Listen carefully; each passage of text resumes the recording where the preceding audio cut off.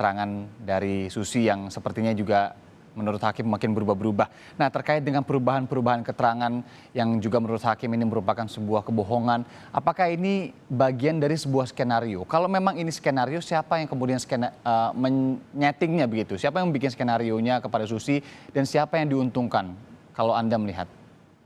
Ya, terima kasih.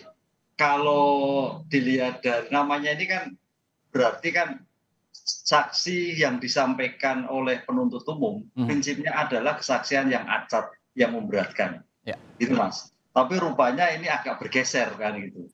Bukannya memberatkan tapi malah meringankan. Ya meringankan karena rupanya serba tidak tahu dan hmm, keterangannya tidak relevan dengan dakwaan. terdakwa. Oke. Dakwaan. Nah, oleh karena ini belum selesai, Mas. Jadi, kemungkinan nanti akan dikonfrontasi juga dengan saksi yang lain. Hmm, Apakah yang disampaikan saksi S ini betul atau tidak? Seperti halnya tempat lahirnya, kediamannya, jumlah ART-nya dan sebagainya. ya. Kan namanya, asisten kan tidak hanya satu, kan gitu loh. Jadi rupanya hakim pun juga harus, objektif nanti ketika berdasarkan keterangan-keterangan saksi yang lain ternyata, saksi S ini tetap bersikukuh pada awalnya baru, artinya kan Hmm, perlu ya, ya, ada ya. suatu informasi lagi kan itu. Ya, Jadi ya. tidak secepatnya jadikan sebagai sumpah saksi palsu, karena ini baru satu keterangan dan Oke. keterangan yang disampaikan dalam berita acara, belum lagi dengan keterangan-keterangan yang lain. Karena di dalam suatu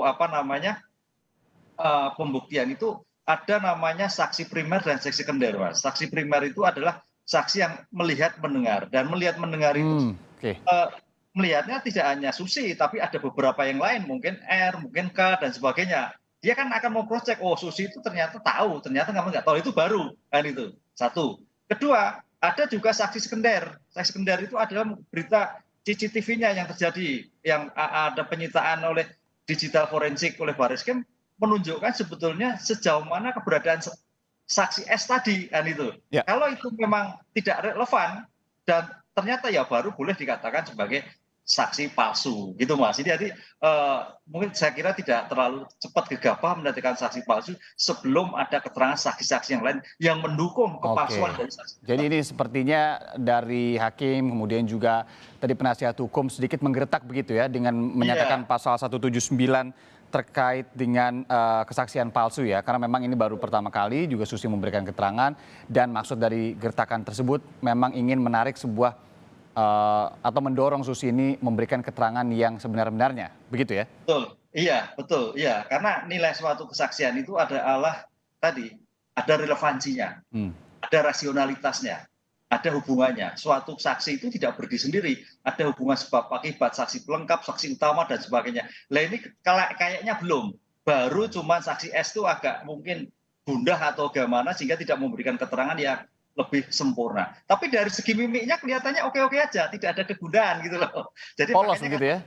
iya, kalau majelis hakim agak jengkel ya mungkin bisa juga karena face-nya tidak gundah tapi santai menjawabnya begitu.